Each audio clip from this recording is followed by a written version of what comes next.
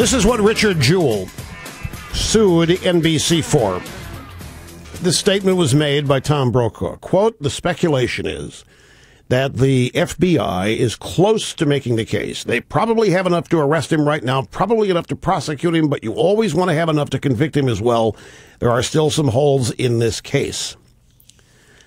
And it's not that NBC accused him of planting the bomb. I'm not sure that they did, but they accused him of being involved in this. So much so that he sued them and won for mischaracterizing his involvement. And the whole thing started.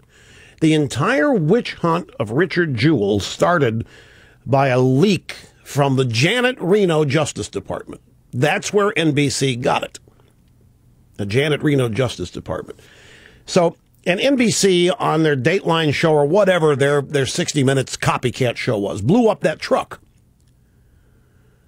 They were trying to show that if you bought and drove this particular truck, be aware it could blow up on you.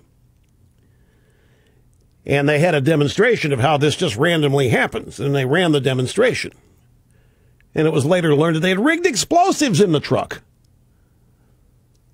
And I'm sure they were, journalistic license to show this does happen. It does happen. We just wanted to make sure it did happen for our purposes so we could show what would happen if it did happen. I mean, the pretzels that the news media, shapes that they twist themselves into in order to justify what they do, is mind-boggling. You can get dizzy trying to follow this stuff. Now, if every political story aired on state-controlled media were to be parsed, subjectivity, spin, bias, prejudice could be found in every one of them. A template can be found in every story, including stories that ran over the weekend about me.